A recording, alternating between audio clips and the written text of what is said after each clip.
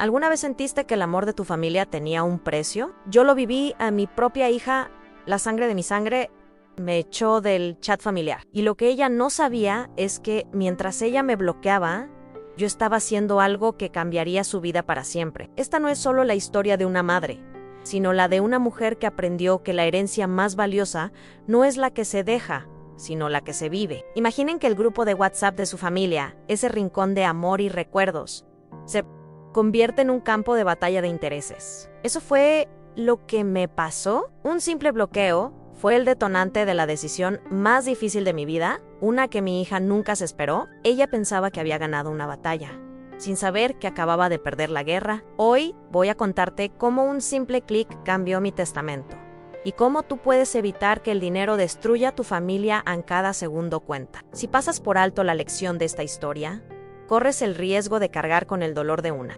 herida que no cicatriza. Quédate conmigo hasta el final y descubre cómo una madre, con el corazón roto, se convirtió en la persona más fuerte del mundo. No vas a creer la cara de mi hija cuando le mostré los documentos. Me llamo Dolores Fernández y tengo 75 años. He vivido toda mi vida en un pequeño pueblo de Castilla-La Mancha, rodeada de olivos y silencios que solo entienden quienes han labrado la tierra con sus propias manos. Quedé viuda hace 13 años y desde entonces me hice cargo del negocio familiar de aceite de oliva que fundé junto a mi marido. No era fácil al principio, pero con tiempo, carácter y mucho trabajo, logré que la empresa no solo sobreviviera, sino que creciera. Aún así, nunca cambié mi forma de vivir.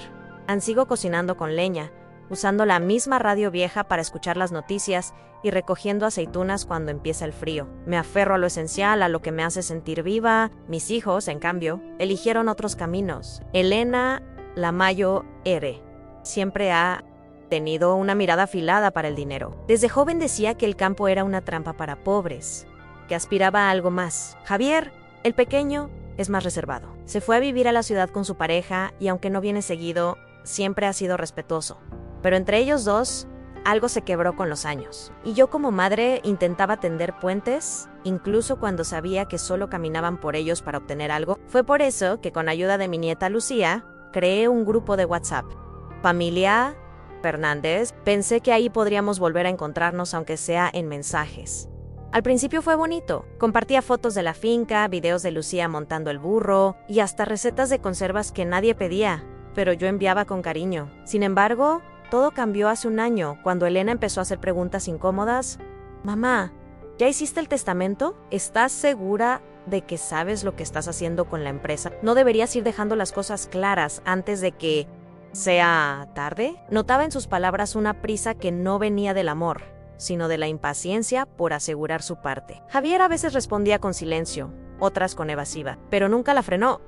Llegó mi cumpleaños. 75 años no se celebran todos los días. Preparé una comida con todo el esmero del mundo, un cordero al horno, vino casero, pan recién hecho. Javier no vino. Dijo que tenía una reunión importante. Elena llegó con media hora de retraso, con un vestido caro y sin ganas de saludar. Lucía fue la única que me abrazó como antes. Mientras yo ponía los platos en la mesa, llegaron los mensajes al grupo. No felicitaciones, no flores virtuals, sino indirectas. Bueno, a esta edad ya hay que hablar en serio de lo importante, ¿no? No estamos aquí para comer, sino para asegurar el futuro. Me temblaron las manos. Comí sin sentir los sabores. Cada palabra que llegaba al móvil era como una puñalada envuelta en educación forzada. Elena no me miró ni una sola vez durante la comida. Hablaba con Lucía como si yo no estuviera, como si ya no formara parte de nada. Esa noche no pude dormir. Me levanté varias veces a mirar el teléfono, buscando una disculpa, una señal de afecto a nada a las 3 de la madrugada, cuando ya no podía más. Escribí en el grupo, gracias por venir, aunque no sé si vine yo. Nadie respondió. A la mañana siguiente, al abrir el móvil, vi un mensaje que me heló el alma. Mamá, ya no eres parte de la familia. Entiende que lo nuestro es un negocio y no tienes lugar aquí. En Elena justo debajo. Noté que ya no podía escribir en el grupo. Me había bloqueado. Mi propia hija me había echado del único espacio que yo misma había creado para mantenernos unidos. No lloré. Me senté en el porche, miré los olivos y pensé en mi marido. Qué lejos hemos llegado y que solos estamos, le dije en voz alta. Luego tomé una decisión. Fui al despacho donde guardo mis papeles importantes. los que huelen a tinta antigua y decisiones pospuestas. Zach L. Testament lo había redactado años atrás con la idea de repartir todo por igual, mis tierras, mi casa, el negocio, pero ese día, después de leer una y otra vez el mensaje de Elena, entendí que el apellido no es garantía de amor. Me vestí, tomé el autobús a la ciudad, 2 horas de curvas y silencios, y me presenté en la notaría. El secretario me preguntó si estaba segura. Más que nunca respondí. Lo taché todo y empecé de nuevo. Elena quedó fuera de todo. Le dejé su parte a Lucía, que a pesar de ser joven, tiene alma de abuela. Al salir, me sentí más ligera, como si hubiera dejado una piedra en ese escritorio de madera oscura. Pero aún faltaba algo. Volví a casa, respiré profundo y le pedí a Lucía que me prestara su móvil. Le dicté un mensaje para enviarlo al grupo. Necesito que vengan mañana. Hay algo importante que tienen que saber. Es sobre el futuro de esta familia. Lucía dudó, pero lo envió. A los 5 minutos, Elena respondió con un emoji de burla. Y yo, por primera vez, no sentí tristeza, sentí justicia. Esa noche, después de enviar el mensaje desde el teléfono de Lucía, me senté sola en el comedor. La casa estaba en silencio, salvo por el tic-tac del reloj de pared que me regaló mi madre antes de morir. Preparé una infusión de manzanilla, no para el cuerpo, sino para el alma. Miraba la foto de mis hijos sobre el aparador en los 3 en la playa, Elena con las trenzas deshechas, Javier con la pala de arena, y yo con los brazos extendidos como queriendo retenerlos para siempre en esa etapa. Me pregunté en qué momento dejaron de verme como su madre y pasaron a verme como un obstáculo. Al día siguiente, me levanté temprano. Prepare magdalenas, como hacía en los cumpleaños de cuando eran niños. Cociné un guiso sencillo, pero con el aroma de lo que lleva historia. Puse la mesa con el mantel de lino que reservo solo para las ocasiones especiales. Ese que tiene bordadas flores violetas que ya casi se han borrado del uso. Me vestí con mi mejor blusa. Esa blanca con encaje en las mangas que siempre me decía Elena que era de otra época. Era mi forma de decirles, aquí estoy, intacta, aunque ustedes no lo vean. A las 2 en punto, llegó Javier Solón con cara de no entender nada, como si el mensaje lo hubiera dejado en vilo. Me abrazó con fuerza y no hizo preguntas, solo me dijo, estoy aquí, mamá, dime qué pasa. A las 12:20 llegó Elena, ni un beso, ni un saludo. Traía gafas oscuras y un bolso de marca. Entró como si viniera a cerrar. Un trato comercial, se sentó sin decir palabra y sacó su móvil, como si ya quisiera estar en otro lugar. Lucía estaba también, de pie en la esquina, tensa, mordiéndose el labio. Me senté frente a ellos y puse los documentos sobre la mesa. Les hablé con voz clara, sin temblor. Les dije que no era fácil para mí estar haciendo eso, pero que no me habían dejado alternativa. Les conté que había cambiado el testamento y que después de todo lo vivido, sentía que solo una persona en esa mesa había demostrado cariño real. Sin intereses, Ana Elena alzó una ceja. ¿Estás hablando en serio? Mamá, ¿es una broma? Javier me miró, serio, sin decir nada. Lucía apretaba los dedos contra su falda. ¿Te bloqueé porque ya no estabas en tus cabales, mamá? Dijo Elena, cada vez que hablas es para ponerte nostálgica, para hacernos sentir culpables. No entiendes cómo funciona el mundo ahora. Lo que hiciste es injusto. Me hirieron sus palabras, pero no me sorprendieron. Era la misma frialdad que vi en sus mensajes, la misma que ya no se molestaba en ocultar. Lo que hice, le respondí, es proteger lo que construí. Y no con ladrillos ni con euros, sino con Namor, ese que tú convertiste en una transacción. Javier tomó los papeles, los leyó en silencio, y luego me miró con lágrimas contenidas. Gracias por confiar en mí, mamá. No quiero nada más que saber que estás en paz. Elena se levantó de golpe, empujando la silla. Esto es una locura. Lucía, espero que disfrutes lo que no te ganaste. Mira. La miró sin miedo. A lo que me gané fue el cariño de mi abuela. Lo demás vino solo en Elena bufó y se fue sin despedirse. La puerta se cerró con un golpe seco que retumbó como un disparo en la casa entera. Javier se quedó un rato más, me ayudó a guardar los documentos, me preparó un café y me acarició la mano como cuando era pequeño y se hacía el dormido solo para que lo arrullara. Siempre vas a ser mi madre, con o sin papeles, con o sin herencia. Eso me quebró por dentro, me permití llorar. Por Elena, sino por todo lo que ya no volvería, por lo que entendí demasiado tarde, por lo que intenté sostener sola cuando la familia comenzó a deshilacharse como un viejo jersey. Esa noche, la casa me pareció más grande, más vacía, pero no por la ausencia, sino por la limpieza que deja la verdad cuando se dice sin miedo. Caminé descalza por el pasillo, acariciando los marcos con fotos antiguas. En una de ellas, mi esposo me miraba desde un verano del 82, con la sonrisa que siempre me calmaba. «Ya está hecho, amor», le susurré.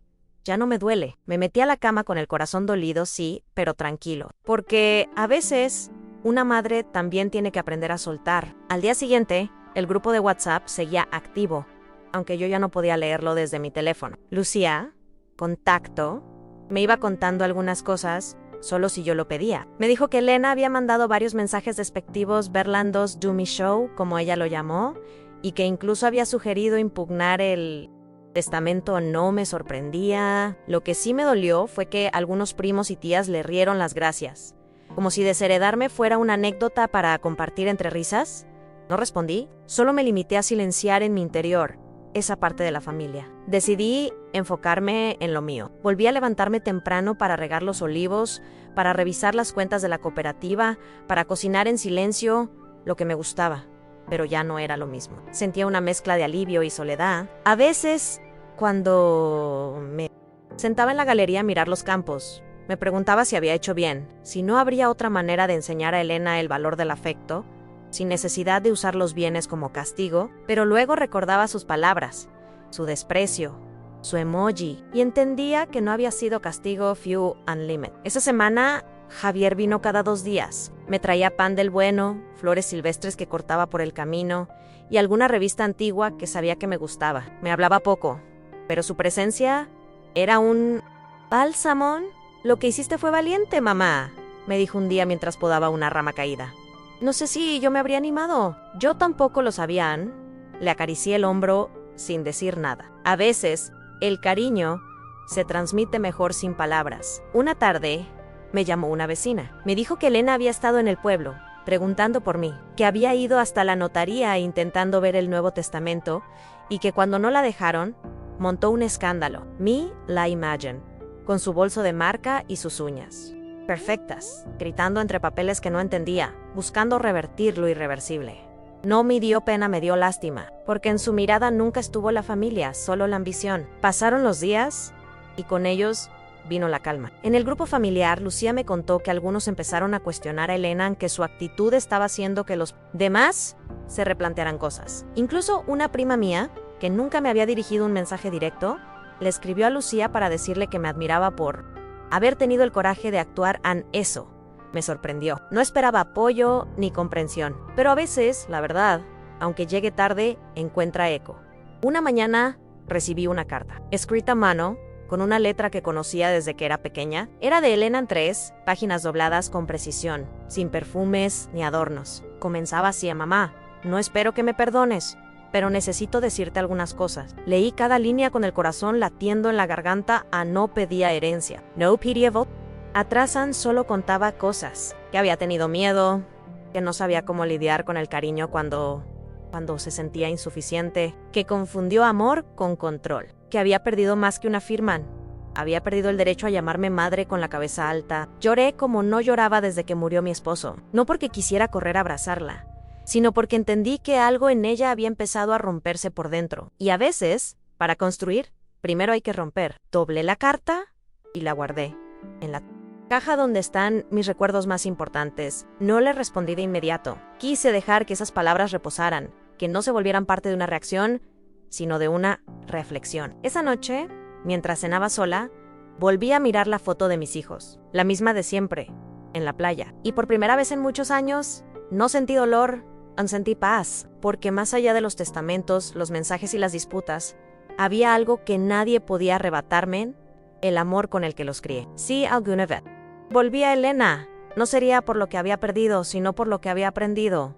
Y eso, quizás, ya sería suficiente. Una semana después de recibir la carta, Javier me preguntó si pensaba contestarle. Me miró con esa mezcla de respeto y ternura que siempre me mostró desde niño.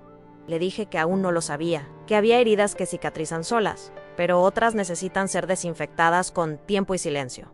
Él asintió, sin presionar. Fue entonces cuando me di cuenta de que, al margen de todo, yo no estaba sola. Había una forma de compañía que no hacía ruido, pero llenaba los espacios vacíos. Esa tarde, me senté en el banco del porche, con una libreta en las manos. No sabía si escribirle a Elena una carta o solo vaciar en esas hojas lo que sentía. Empecé recordando el día en que la parí, un 9 de marzo, con viento helado. La primera vez que me llamó mamá, los inviernos que pasamos cosiendo juntas frente al brasero, pero también recordé las veces que me gritó, los silencios incómodos, la frialdad con la que hablaba del dinero como si el afecto fuera un contrato. Todo estaba allí, mezclado. Y por primera vez, no lo rechacé, lo acepté. Lucía me trajo un té caliente, como solía hacerlo desde que empezó todo este lío. Abuela, ¿la vas a perdonar?, me preguntó en voz baja y ya la miré a los ojos. No es cuestión de perdón, niña. Es cuestión de ver si todavía queda algo por salvar. Ella sintió, como quien entiende más de lo que aparenta. Me abrazó sin decir nada más. Why is just me? Sostuvo por dentro más de lo que podría haber imaginado. Al día siguiente, decidí escribir una respuesta, no para devolverle la herencia, ni para abrirle la puerta de par en par, sino para que supiera que había sido leída, que su madre aún estaba viva, presente y entera. Le escribí que el amor que se exige no vale lo mismo que el amor que se cultiva, que la familia no es una empresa, y que si alguna vez quería venir, sería bienvenida, pero sin exigencias, sin condiciones, sin más negocios en... Cerré el sobre con manos firmes. No quise enviarlo por correo. Fui personalmente hasta la ciudad, hasta su edificio. Subí al tercer piso y toqué el timbre. Me abrió una mujer que no conocía, una asistenta, su Pius. Le dije que era la madre de Elena y que solo quería dejarle una carta. La mujer me miró con sorpresa, tomó el sobre y lo sostuvo con delicadeza. Se la daré en cuanto regrese, dijo. Asentí y me fui. No necesitaba más. No buscaba una escena, ni una lágrima. Solo dejar algo allí, como quien planta una semilla y no sabe si germinará. De regreso en casa, sentí una paz rara, como si algo que llevaba años arrastrando finalmente se hubiera soltado. Puse música en el tocadiscos viejo y me dejé llevar por un paso doble que me recordó a mi juventud. Bailé sola en la cocina, como hacía cuando los niños dormían, y mi esposo se reía desde el marco de la puerta. Esa noche dormí de corrido, sin sobresaltos, sin sueños pesados, como si mi alma, por fin, hubiera encontrado un rincón limpio para descansar. En los días siguientes no supe nada de Elena, ni una llamada, ni un mensaje, ni una respuesta, pero tampoco me desesperé. En lugar de eso, me enfoqué en la finca. Empecé a preparar una nueva zona para plantar más olivos. Con la ayuda de unos jornaleros del pueblo, abrimos surcos nuevos. Volví a sentir el olor de la tierra húmeda entre las manos, ese que solo los que han sembrado conocen de verdad. Era como volver a empezar, pero con los pies más firmes. Mientras tomaba café en la galería, sonó el móvil de Lucía. Era un mensaje de Elena. Decían: gracias por la carta, no estoy lista para hablar, pero quería que lo supieras. Solo eso, sin emojis, sin sarcasmo. Me lo mostró en silencio, esperando mi reacción. Sonreí con tristeza, pero también con alivio. No era el finally. Tal vez era apenas el principio de otra etapa, una más real, más humana, sin máscaras. Los días se volvieron más largos, y el calor manchego empezó a notarse con fuerza. Las cigarras cantaban sin pausa, como si quisieran cubrir cualquier silencio incómodo que quedara en la casa. Me gustaba sentarme en la sombra del gran olivo del fondo, con mi sombrero de paja y un cuaderno en blanco. Escribir se volvió una costumbre nueva, no para nadie más, sino para mí, para ordenar lo vivido. Para decirle a mi yo más joven que, aunque todo parezca perderse, siempre queda algo que reconstruir. Una tarde, mientras limpiaba el desván, encontré una caja con cartas antiguas, Aaron Loss, que había intercambiado con mi marido cuando éramos novios. También había dibujos de los niños, postales de vacaciones, hasta un poema torpe que Elena me escribió cuando tenía 8 años. Lo leí despacio, deteniéndome en cada letra irregular, en cada palabra mal escrita. Mamá, tú eres mi estrella más grande, decía al final. Me quebré porque esa niña existió, y porque algo en el camino la había ido apagando. No podía cambiar el pasado, pero sí el presente. Decidí hacer una copia de esas cartas, de esos dibujos, y guardarlas en una carpeta para Lucía. Quería que ella supiera que nuestra familia no empezó con un testamento, ni con un grupo de WhatsApp. Empezó con amor, con cartas escritas a mano, con tardes de pan y tomate, con canciones inventadas en la cocina. Se lo dije una noche mientras cenábamos juntas. Lucía se emocionó. Gracias por confiarme esto, abuela. Yo también quiero que la historia siga, pero diferente. Poco a poco empecé a recibir mensajes inesperados. Prima segunda me escribió pidiéndome disculpas por haberse reído del emoji de Elena Notra, que vive en Valencia. Me ofreció visitarme para ayudar con la cosecha. Era como si el silencio de mi decisión hubiera gritado lo que yo nunca me atreví a decir, que ya no estaba dispuesta a mendigar afecto, que prefería la soledad digna a la compañía interesada. Y ese mensaje, al parecer, había resonado más allá de lo que imaginaba. Javier me propuso algo inesperado. Me dijo que pensaba mudarse al pueblo, que quería criar a sus hijos cerca del campo. Con valores reales, casi no pude creerlo. Me emocioné como una niña. Sentí que, de alguna manera, lo que había perdido con una hija lo estaba ganando con un hijo. Le ofrecí una parte de la finca para construir su casa, pero le dejé claro que no lo hacía por deber, sino por amor. Él lo entendió. Nos abrazamos bajo el olivo viejo y por primera vez en años, reímos sin culpa. Elena seguía en silencio. No me escribía, no llamaba, pero tampoco atacaba. Lucía me contó que había cerrado sus redes sociales por un tiempo, que estaba viendo a una terapeuta, que había dicho en una reunión familiar que necesitaba desaprender muchas cosas. No supe cómo tomarlo. Parte de mí quería aferrarse a esa posibilidad de redención. Otra parte temía ilusionarse, pero no forcé nada. Aprendí que cada uno tiene su propio ritmo para sanar. Una mañana de domingo, salí a caminar por el pueblo. Hacía tiempo que no lo hacía. Me crucé con vecinos que hacía años no veía. Algunos me saludaban con respeto renovado, otros con cierta admiración que me incomodaba un poco. No me sentía valiente, ni heroína, solo una madre que puso un límite cuando el amor dejó de ser correspondido. Pero entendía que, en un mundo donde tantas mujeres callan, haber alzado la voz, aunque fuera en silencio, tenía peso. Esa noche, al volver de mi paseo, encontré una caja en la puerta, sin remitente, sin nota. Dentro había una libreta de tapas de cuero, una pluma, elegante y un sobre pequeño. Lo abrí con manos temblorosas. Era una tarjeta con una sola frase, Ann, para cuando estés lista para contar todo, y no solo a nosotros. Supe de inmediato que era de Elena, porque solo ella sabía cómo provocarme y conmoverme al mismo tiempo. Cerré la puerta con el corazón latiendo fuerte. Y esa noche, dormí con la libreta en el regazo, como si fuera un nuevo comienzo. Guardé la libreta y la pluma en el cajón de mi mesita de noche, junto a los anteojos de leer y un pañuelo bordado que me hizo mi madre hace décadas. Esa noche no escribí nada, pero la presencia de esa libreta me rondaba la cabeza como un eco.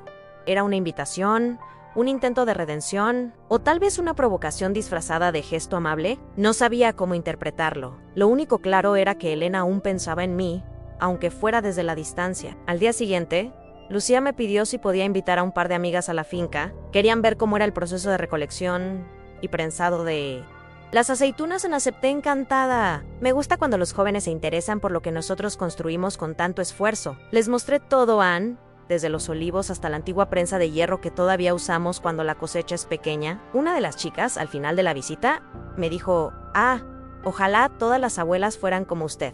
Ann, sentí un nudo en la garganta. Esa frase me acompañó todo el día. No por vanidad, sino porque me hizo pensar en cómo muchas veces uno da por hecho que la familia valora lo que uno hace lo que uno es, pero no siempre es así. A veces, quienes más lejos están, son los que más ven, y quienes están cerca, quienes comparten la sangre, son los que menos escuchan. Pensé en Elena de nuevo. ¿Habría sido yo una madre demasiado dura? ¿Demasiado exigente? ¿O simplemente fuimos dos mujeres que nunca supieron encontrarse? Esa noche me senté frente a la libreta de tapas de cuero. Abrí en la primera página y escribí con letra clara para Elena. Y empecé a contarle todo lo que nunca dije. Desde el miedo que tuve la primera vez que lloró sin consuelo, hasta el orgullo que sentí el día que se fue a estudiar a Madrid. Le hablé de mis errores, de mis silencios, de mis intentos fallidos por acercarme. Le confesé que muchas veces preferí callar por no herir y que ese silencio, quizás, fue lo que más daño nos hizo. Escribí durante horas, sin parar, como si cada palabra soltara un nudo antiguo, una espina clavada hace años. No buscaba justificarse, ni perdón. Solo dejar constancia de que fui madre con todas mis fuerzas, aunque no siempre con acierto. Cerré la libreta cuando las manos me empezaron a temblar. La abracé contra el pecho y respiré hondo. Esa fue mi carta a mi versión, no para que la leyera mañana ni pasado, sino para cuando de verdad estuviera lista. En los días que siguieron, seguí con mi vida como siempre. El campo no espera dramas ni lágrimas. Las aceitunas seguían madurando. Los jornaleros pedían instrucciones. Y Lucía empezaba a mostrar interés en encargarse de una pequeña parte del negocio. Me ilusionaba verla caminar por los surcos con determinación, preguntando, apuntando, aprendiendo. Sentía que algo estaba floreciendo en ella y que, si algún día yo faltaba, alguien quedaría con las raíces bien puestas. Una mañana de sábado, mientras colgaba la ropa en el patio, vi una figura cruzar el portón. Me quedé inmóvil. Era Elena, venía sola, sin bolso caro, sin gafas oscuras, caminaba despacio, con la cabeza baja. LA, observe unos segundos sin decir nada. Cuando levantó la mirada, tenía los ojos húmedos. «¿Puedo pasar, mamá?», dijo en voz baja. Asentí sin abrir la boca. Sentí que si hablaba en ese momento, el mundo se me vendría abajo. Nos sentamos en la cocina, preparé café como si fuera un día cualquiera, como si no lleváramos años cargando silencios. Ella jugaba con la cuchara, evitaba mirarme. «No vengo por la herencia», dijo. «Ya lo sé», respondí. Hubo un silencio largo, espeso. Luego me miró, y por primera vez en mucho tiempo, no vi dureza en sus ojos. Vi a la niña de trenzas, la que me escribía poemas en papel de cuaderno, y en ese instante subquió algo, muy dentro de ella, también quería empezar de nuevo. Elena no traía nada en las manos, ni una carta ni una excusa ensayada, solo traía su presencia, algo que no tenía precio y que, honestamente, ya no esperaba volver a ver en esas circunstancias. Bebió un sorbo de café y miró la taza como si en ella pudiera encontrar palabras. «Te juzgué, mamá», dijo. «Do you repent?» Creí que lo tenías todo controlado, que no necesitabas a nadie, y me dolía. Me dolía sentirme tan prescindible, Anne. Me sorprendieron sus palabras. Yo siempre la vi como la fuerte, la que empujaba, la que no dudaba. La escuché en silencio, no porque no tuviera nada que decir, sino porque, por primera vez, ella sí tenía algo que decir sin herir. Cuando me bloqueaste del grupo, le dije despacio. Sentí que me estabas enterrando viva, que ya no valía ni como madre ni como mujer. «Why? ¿Así? No te deseé mal. Solo puse un límite, Elena, solo eso». Ella bajó la cabeza, y sus hombros, siempre erguidos, se encogieron como los de una niña asustada. «Lo sé», lo supe después. Me dio vergüenza, pero más me dolía no saber cómo volver. Saqué la libreta del cajón de la cocina, esa misma que me había dejado días antes en la caja. Se la puse enfrente. «Es para ti, no ahora». «¿No? ¿A quién? Pero cuando tengas un rato de verdad, léela». La tomó entre sus manos como quien recoge algo frágil. «Number 2. Dijo nada, pero la apretó contra el pecho. Fue en ese instante que entendí que no se trataba de perdonar ni de olvidar, se trataba de abrir espacio, de permitir que el otro, si lo desea, vuelva distinto. Después de ese día, Elena empezó a visitarme de vez en cuando. No hablábamos del testamento, no mencionábamos la herencia ni las viejas peleas. Solo compartíamos café, algunas risas tímidas y silencios que ya no pesaban como antes. A veces traía pan de su panadería favorita, otras me ayudaba a cortar ramas secas o a organizar las cartas viejas. No era la hija que soñé, pero tampoco era ya la mujer que me bloqueó sin piedad. Era alguien nuevo, en construcción, como John Javier lo supo todo desde el primer día. No necesitaba detalles, me bastaba con su mirada de hermano mayor que no juzga, que observa. Me dijo: «Ansí, ella está volviendo, es porque algo bueno sembraste, pero no dejes que eso borre lo que tú vales». Y tenía razón. Mi hijo no solo me acompañaba, me recordaba quién era cuando yo empezaba a olvidarlo. Esa alianza silenciosa entre madre e hijo fue mi sostén durante todo ese proceso. Lucía, por su parte, no se sintió desplazada, al contrario. Ver a su madre y a su abuela sentadas juntas en la cocina le sacaba una sonrisa distinta, más limpia. Un día nos tomó una foto mientras estábamos amasando pan. Me la enseñó y dijo: «Anne, esta es la herencia real». ¿Y sí? Pensé, esa era. No los papeles notariales, no los terrenos, ni las cuentas del banco. Era eso, en una foto de 3 generaciones compartiendo harina, memoria y reconciliación. Pasó un mes antes de que Elena mencionara casi de pasada el tema del testamento. «Sé que me sacaste de él», dijo sin reproche, «y sé que no lo hiciste por venganza». Asentí, no me excusé, pero tampoco me retracté. Lo hice porque necesitaba protegerme. No sabía si volverías y no podía seguir dejando mi vida en manos de quien me había negado. En ella respiró hondo. «No quiero que lo cambies». No vine por eso, Annie, le creí. Esa noche, antes de dormir, Saqué el testamento del cajón, lo leí una vez más, sin prisa, Annie, y luego lo guardé. No sentí culpa, no sentí duda. Por primera vez en mucho tiempo, supe que mi decisión no había sido un acto de castigo, sino de amor propio. Tal vez, algún día, lo volvería a revisar, pero no esa noche. Esa noche me dormí con la certeza de que lo que más vale en esta vida no se reparte en escrituras, sino en gestos. Las semanas pasaban y la cosecha se acercaba. Era tiempo de preparar los sacos, revisar la maquinaria y hablar con los jornaleros que llegarían de pueblos vecinos. La finca cobraba vida, y con ella, mi ánimo también. Elena me ayudó con las llamadas, organizó los turnos, incluso propuso hacer un pequeño evento para celebrar el final de la temporada. Yo la observaba actuar con una mezcla de incredulidad y ternura. No sabía si su cambio era permanente, pero sí sabía que era sincero en ese momento, y eso me bastaba. Una tarde, mientras revisábamos juntas el calendario de recolección, me miró seria y dijo: mamá, si quieres volver a cambiar el testamento, yo lo entenderé, pero quiero que sepas que no me hace falta nada material. Me hace falta esto, estar aquí, compartir contigo, aunque sea tarda. En sus palabras me tocaron hondo. No supe qué responder. Solo le tomé la mano, y en ese gesto sin palabras le hice saber que la escuchaba, que algo dentro de mí se estaba recomponiendo también. Lucía, que había sido mi cómplice en los peores días, ahora era mi testigo en los nuevos.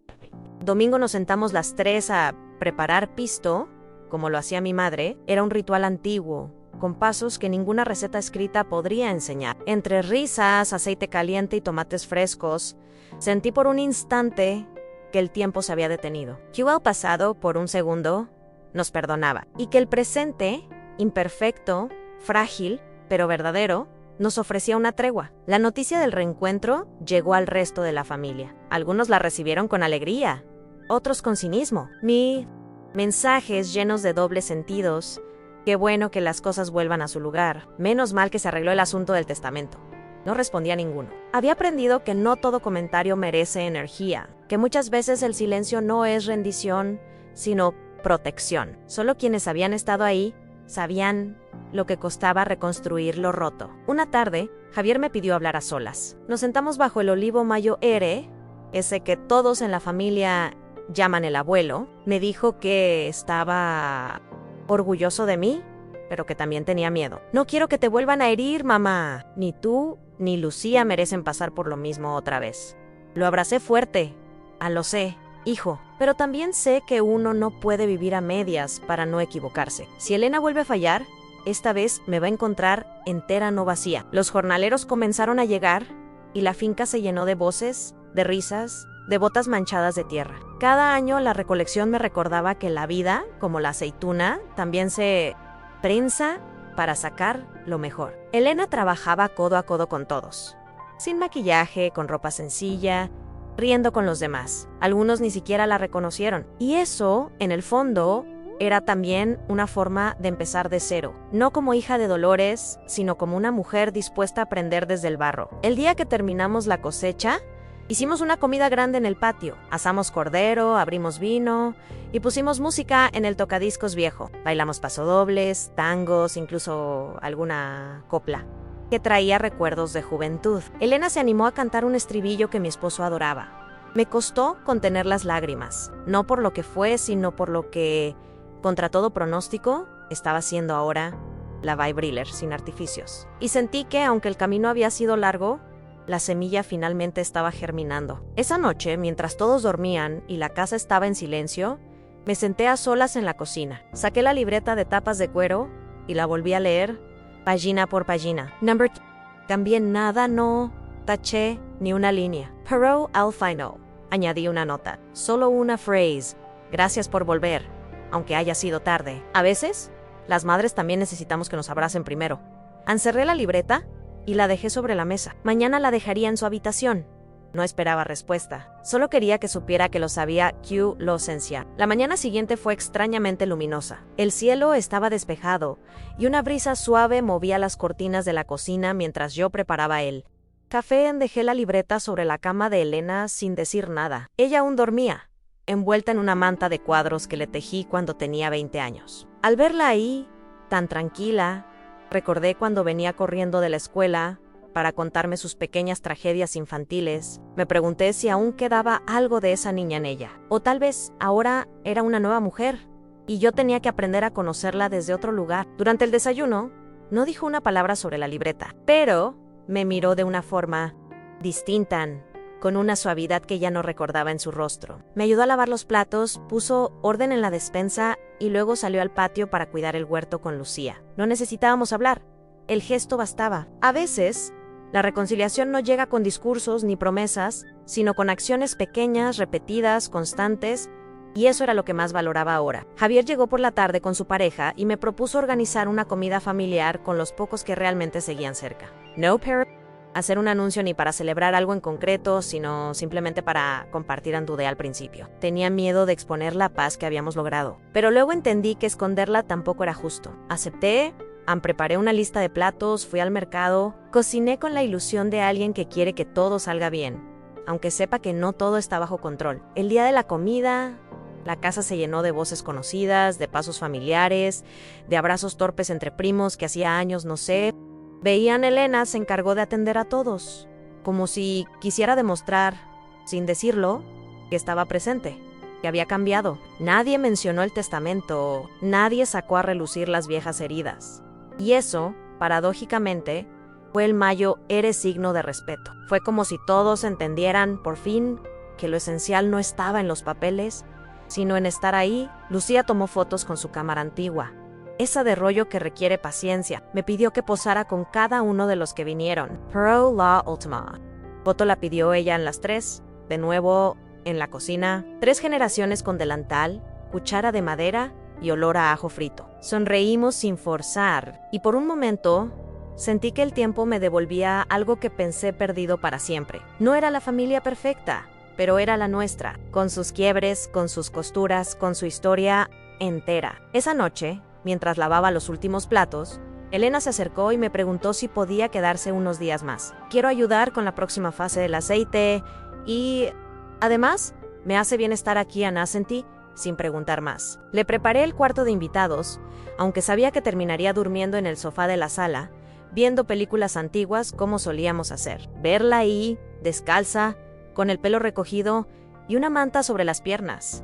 Era como ver otra versión de ella, más humana, más real. En los días siguientes trabajamos juntas en todo. Reetiquetamos botellas, limpiamos el almacén, incluso reorganizamos los libros de contabilidad. Me sorprendía su interés genuino por entender el negocio que durante años despreció. Me confesó una tarde que había tenido miedo de fallar, que por eso prefería mantenerse alejada. Creí que si me equivocaba me ibas a echar en cara todo lo que ya había roto. Le dije que a veces el mayor error es no intentar, y que esta vez lo estaba intentando de verdad. Un sábado por la tarde, fuimos al pueblo a visitar la tumba de mi esposo. Llevábamos flores frescas y una vela. Elena no dijo nada, pero se arrodilló junto a la lápida y apoyó la mano sobre la piedra como si buscara el perdón de un padre que ya no estaba. Me quedé atrás, respetando su espacio. Luego se giró y me abrazó con fuerza. Gracias por no rendirte conmigo. Le susurré al oído, tampoco me rendí con tu padre cuando se fue, y tampoco lo haré contigo mientras tengas el valor de quedarte. Elena comenzó a visitar el cementerio con más frecuencia, sola, sin decirme nada. Lucía me lo comentaba a veces, como quien cuenta un secreto entre amigas. Yo comprendía que cada uno tiene su forma de sanar, su manera de reconstruir los puentes internos. Una tarde me encontré con una vecina que me dijo: vi a tu hija en la iglesia el otro día. Se quedó sentada después de la misa, como si necesitara escuchar algo más. Sentí un nudo en la garganta. Tal vez, sin darse cuenta, estaba buscando a Dios donde antes solo buscaba poder. Un domingo cualquiera, mientras almorzábamos en la galería, Elena me miró con los ojos entornados por el sol y me dijo: he pensado en volver a vivir aquí, mamá. Me quedé en silencio unos segundos. No por rechazo, sino porque no esperaba escucharlo en voz alta. No sé si por siempre, pero quiero intentarlo. Esta casa ya no me asfixia, me da paz. Sonreí con el corazón estrujado. Esta casa siempre ha estado abierta, hija. Solo hacía falta que quisieras entrar. Con el paso de los días, su presencia dejó de sentirse como una visita. Era una más en la rutina, recogía huevos del gallinero, barría el patio.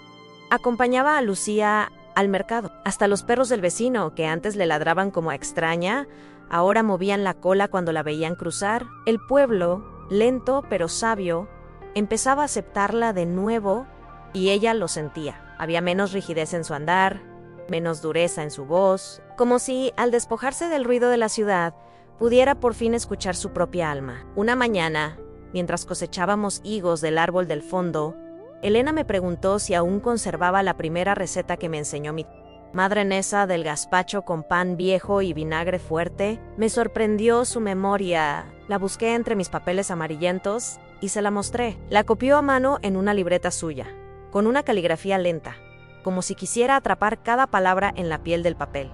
Esa noche cocinamos juntas la receta, y aunque estaba un poco salada, supo a historia recuperada. Javier vino a cenar con su pareja y sus 2 hijos. Fue la primera vez en años que estuvimos todos sentados a la misma mesa. Alina Les sirvió con una sonrisa tímida, sin pretensiones. Los niños la miraban como a una tía que no sabían si abrazar o admirar. Lucía, siempre atenta, sacó una foto en silencio. Yo los miraba a todos, como quien observa un cuadro que alguna vez estuvo roto, pero ahora muestra sus grietas como parte del arte. Después de la cena, Javier se me acercó mientras todos reían en la sala. No pensé que vería esto, mamá. De verdad, gracias por tu paciencia. Y por no soltarla del todo, le apreté la mano y le respondían a veces. Los hijos vuelven cuando la casa deja de parecer una prisión y se convierte en refugio. No fue paciencia, hijo. Fue amor sin testigos. Él bajó la mirada, conmovido. No hizo falta decir más. Pasaron algunos días antes de que trajéramos de nuevo el tema del testamento a la conversación. Fue Elena quien lo mencionó, mientras estábamos plantando nuevas semillas de lavanda. He pensado en lo que hiciste. Mamá, ni lo respeto. No me interesa que me devuelvas nada. Pero, si algún día decides cambiarlo otra vez, quiero que sepas que no estaré esperando. No quiero tu perdón envuelto en una escritura. Solo quiero tu confianza en mí. Emocionó su madurez. Era una Elena nueva, que no suplicaba, que no exigía, aunque ofrecía. Esa noche me senté con la libreta de documentos otra vez. Javier me había dicho que cualquier decisión que tomara estaría bien en Lucía también. Cerré los ojos y pensé en lo vivido, en lo que habíamos perdido, en lo que habíamos ganado. Y entonces, sin planearlo, saqué una hoja en blanco, empecé a escribir un nuevo testamento, uno que no solo hablara de tierras y dinero, sino de legados invisibles, porque entendí, por fin, que no estaba dejando cosas, estaba dejando valores. Y esos no caben en una cláusula legal. No le conté a nadie que había reescrito el testamento, ni siquiera a Javier. Quería que, esta vez, mi decisión hablara por sí sola cuando llegara el momento. Y mientras tanto, vivíamos. Eso era lo importante. Vivíamos con nuestras sombras, sí, pero también con luz. Elena me acompañaba al mercado los jueves, y yo le enseñaba a elegir los mejores tomates como hacía mi madre conmigo. Aprendimos a mirarnos sin reproche, a hablarnos sin necesidad de medir cada palabra. Una tarde de lluvia nos quedamos encerradas en la cocina, los truenos sonaban fuerte y la luz se cortó por un rato. Encendimos velas y sacamos un mazo de cartas viejo que estaba en un cajón. Jugamos como cuando era niña, entre risas y recuerdos torpes. En medio de una mano, Elena me dijo: te extraño incluso cuando estoy aquí, ¿sabías? Me sorprendió tanto su frase que no supe qué contestar. A veces siento que te perdí antes de perderte. Le acaricié la mejilla y le respondí: entonces aprovechemos que aún estamos. Lucía nos escuchaba desde la sala, dibujando en su cuaderno. Dijo que estaba creando una especie de crónica familiar, que quería dejar por escrito todo lo que habíamos vivido para que las generaciones futuras supieran lo que cuesta amar de verdad. Porque amar no es solo estar, dijo, es volver cuando duele y quedarse cuando ya no se espera. Nada me dejó sin palabras. Esa niña había crecido entre mis brazos, pero su alma era mucho más vieja que la mía.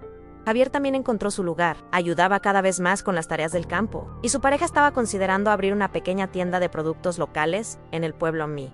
Sentía orgullosa de haber criado hijos tan distintos, tan llenos de imperfecciones y ternura. Mí descubrí dándoles espacio, no consejos, dejando que ellos eligieran cómo llevar sus vidas, sin el peso de mis miedos ni las cadenas de la culpa. Había aprendido, al fin, que el control no es amoran, es temor disfrazado. Un día cualquiera, mientras recogíamos ramas secas del campo, Elena me preguntó si me arrepentía de algo la DHQC, que me arrepentía de no haber dicho antes cuánto me dolía sentirme invisible, que me arrepentía de haber sido fuerte por fuera y muda por dentro. LME. abrazó, con tierra en las manos y lágrimas en los ojos. Yo me arrepiento de no haber preguntado cómo estabas, mamá. Solo asumí que tú podías con todo. Y ese intercambio, sin dramatismos, nos sanó más que cualquier disculpa. Las semanas se convirtieron en meses. El clima cambió, las aceitunas maduraban otra vez y la rutina se llenó de nuevas costumbres. Empezamos a organizar talleres de cocina para turistas que visitaban la región. Elena era quien los recibía, les contaba la historia del aceite, del pueblo, de nosotras. Yo la observaba desde lejos, maravillada. Había en su voz un orgullo diferente, no de estatus, no de dinero, orgullo de pertenecer, de haber vuelto a sus raíces sin pedir permiso. Una mañana recibimos una visita inesperada. Una antigua amiga de Elena, de sus años en Madrid, se llamaba Clara y venía con una expresión confusa al ver el lugar donde vivía ahora su amiga. No entiendo cómo cambiaste todo esto por aquella vida, le dijo. Elena le respondió con una calma firme porque allí tenía todo menos paz. Aquí tengo menos, pero soy más Clara. No supo qué contestar. Se fue antes del atardecer y al despedirse me dio la mano con respeto. Creo que entendió más de lo que dijo. Esa noche, mientras Elena cerraba las ventanas por el viento, me senté a ver el fuego en la chimenea, escuché sus pasos, su risa apagada, el sonido de Lucía subiendo las escaleras, y pensé que, aunque el tiempo no perdona, sí permite recomenzar. Que hay vínculos que no se destruyen, solo se esconden hasta que el dolor los hace visibles. Y que quizás el mayor legado que podemos dejar no es una finca ni una herencia, sino la valentía de decir a pesar de todo, sigo eligiendo quedarme. Un día de finales de otoño, mientras ordenábamos las botellas en la bodega, Elena me propuso hacer una edición especial del aceite. Podríamos llamarlo Raíces, dijo. Una línea con tu rostro en la etiqueta y una frase tuya en el envase. Al principio me reí. No me ama. Convertida en imagen de producto alguno. Pero luego pensé que tal vez era su forma de homenajearme, de convertir nuestras cicatrices en algo visible, tangible. Acepté, con la condición de que fuera un trabajo de todos en familia, no símbolo. Trabajamos durante semanas. Lucía diseñó las etiquetas a mano, con trazos suaves y colores cálidos. Javier se encargó de contactar distribuidores en pueblos cercanos. Elena redactó un texto breve para el reverso de la botella. Este aceite nace de manos que supieron esperaran como la familia, como el amor verdadero. Cuando lo leí, no pude evitar emocionarme. Era la primera vez que veía en palabras escritas lo que habíamos vivido en carne y alma. Una validación, una redención callada. El día del lanzamiento hicimos una pequeña presentación en la plaza del pueblo. Nadie esperaba algo grandioso, pero vinieron más personas de las que imaginamos. Vecinos, antiguos conocidos, algunos turistas curiosos. Yo me senté en una silla de mimbre, bajo una sombrilla, observando todo como una espectadora de mi propia vida. Vi a mis hijos riendo, a Lucía contando la historia de la finca con brillo en los ojos, a Elena firmando botellas con su letra elegante, y entendí que el tiempo, cuando se usa bien, cura sin anestesia.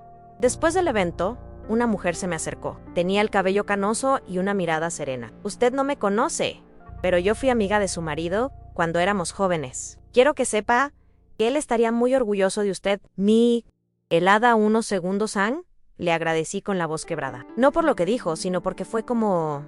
sí, por un instante, alguien me confirmara que todo lo hecho había valido la pena, que incluso los ausentes nos observan cuando logramos cerrar los círculos. Esa noche, sentadas al calor del brasero, Elena me preguntó si aún conservaba la primera versión del testamento, la DHQC, que no era de destruir papeles, por más que dolieran. ¿Y lo leerás alguna vez?, me preguntó. Quizás, le respondí, para recordar quién fui y cuánto cambiamos todas. Ella sonrió y me abrazó. Era un gesto simple, pero antes impensable. No hacía falta más. A veces, los abrazos que llegan tarde son los más sinceros. Con la llegada del invierno, la casa se volvió más silenciosa, pero también más cálida. Javier traía leña, Lucía hacía sopas espesas, y Elena me enseñó a usar un pequeño reproductor con música clásica que había traído de la ciudad. Me dijo que ahora la ayudaba a dormir, que había aprendido a escuchar sin necesidad de entender todo. Esa frase me quedó rondando por días, a escuchar sin entender. Tal vez eso era lo que necesitábamos hacer más seguido en la familia. Una noche de diciembre, mientras adornábamos el olivo viejo con luces para Navidad, Elena me tomó una foto sin avisar. Quiero que esta sea la portada del libro de Lucía, dijo.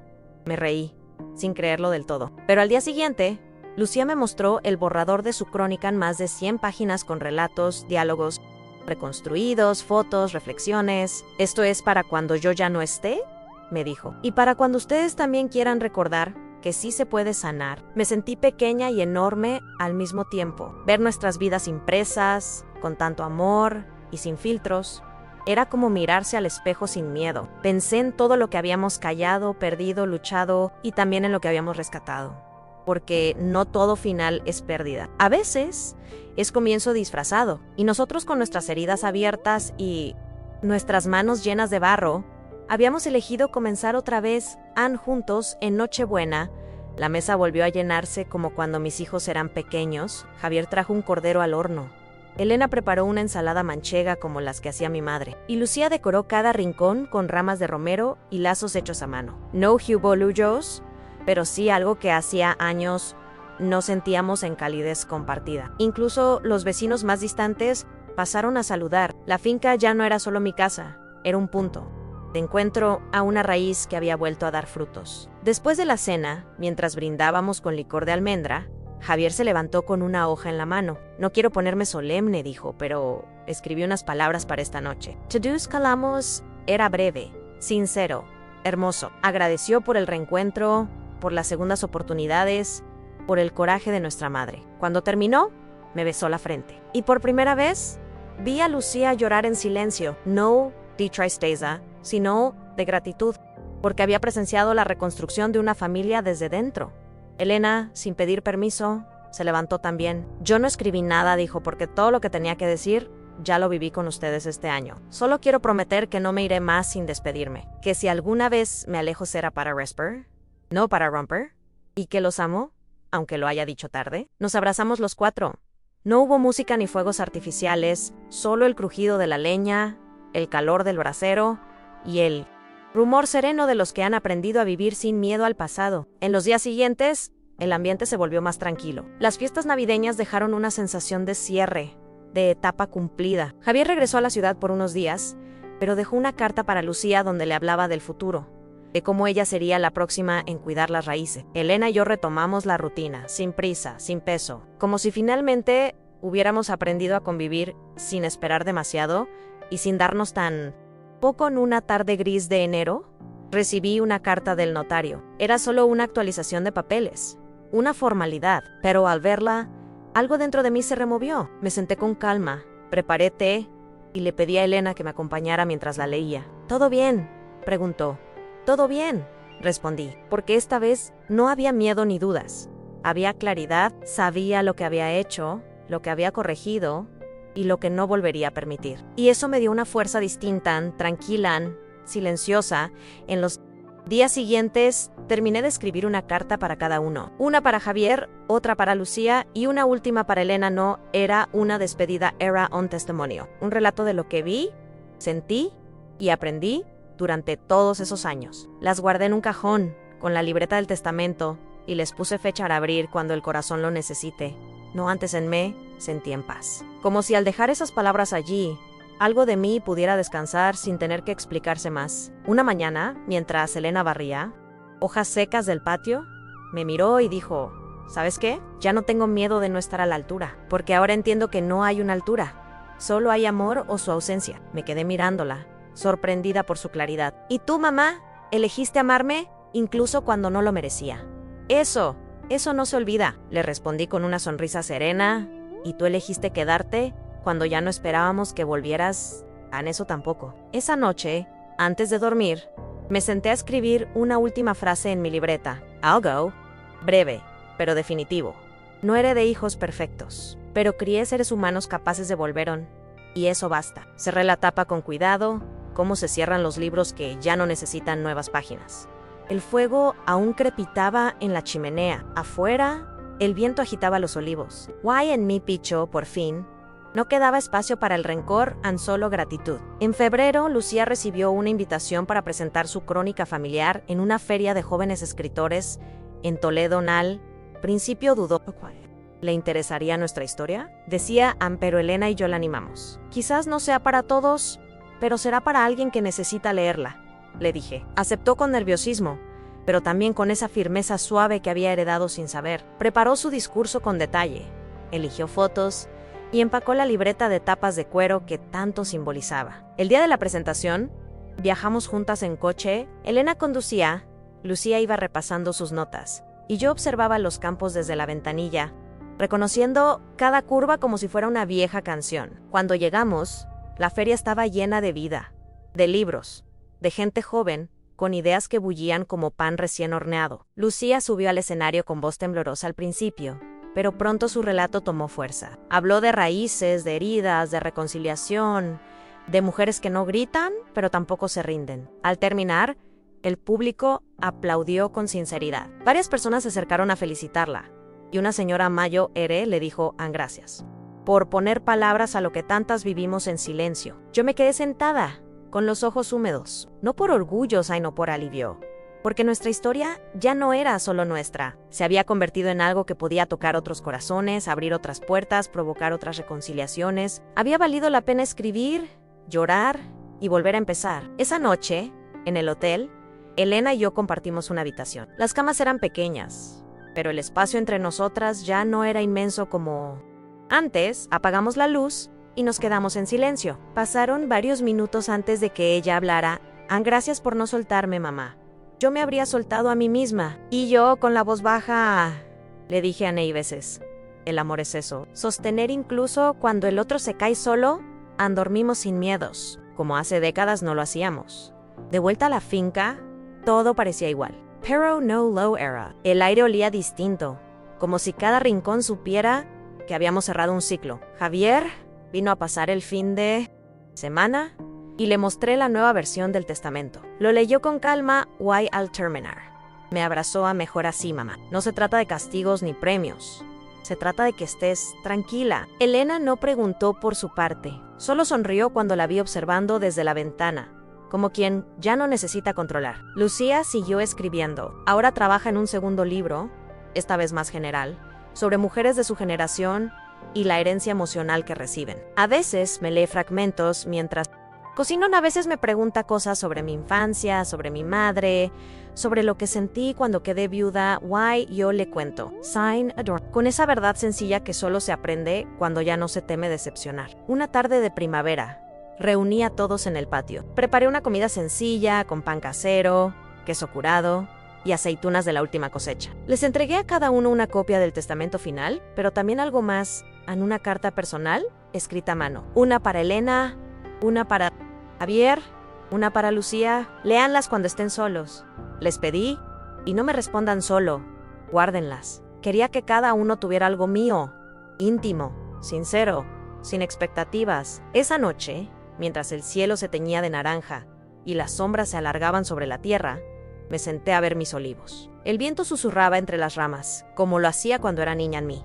Sentí completa, no porque todo hubiera salido bien, sino porque todo había sido real, con sus caídas, con sus retornos. Con Reeses había aprendido que el amor no siempre grita, pero nunca se va del todo, y que una madre, cuando ama de verdad, enseña incluso cuando decide soltar. Con la llegada del verano, la finca volvió a llenarse de flores silvestres, de cantos de pájaros y de días que empezaban temprano y terminaban con risas en la cocina. Elena ya no era una invitada, era parte del paisaje, del ritmo, del alma de esta casa. A veces desaparecía por unas horas para caminar sola por el campo. Cuando regresaba, traía hierbas, alguna piedra que le recordaba su infancia, o simplemente una calma que antes no tenía. Había aprendido a estar consigo misma, y eso, para mí, era la señal más clara de que había sanado. Lucía, en cambio, estaba preparándose para irse unos meses a estudiar fuera. Le ofrecieron una beca por su trabajo literario,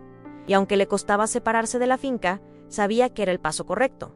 No te vas, hija, le dije, te expandes. Las raíces no se cortan, solo se estiran.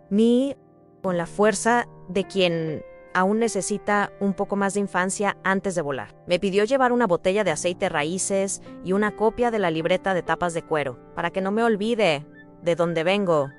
Sonreí. Esa niña ya sabía más que muchas mujeres adultas. Javier, más sereno que nunca, seguía viniendo cada fin de semana. Plantó una higuera en la entrada como símbolo de nuevo ciclo. Cuando esta higuera de frutos, mamá, ¿Sabremos que todo lo difícil sirvió para algo? Le respondí que los frutos ya estaban aquí, en las conversaciones, en los silencios, en la manera en que ahora nos mirábamos. No hacía falta esperar que la tierra hablara. Ya lo había hecho, a través de nosotros. Una tarde cualquiera, mientras organizábamos la despensa, Elena encontró una caja que no recordaba haber guardado. Dentro había fotos viejas, cartas sin terminar, incluso una trenza suya que guardé cuando tenía 5 años. La tomó entre los dedos y se le humedecieron los ojos. Nunca supe que habías guardado esto. Le respondí sin pensarlo, guardé todo lo que eras.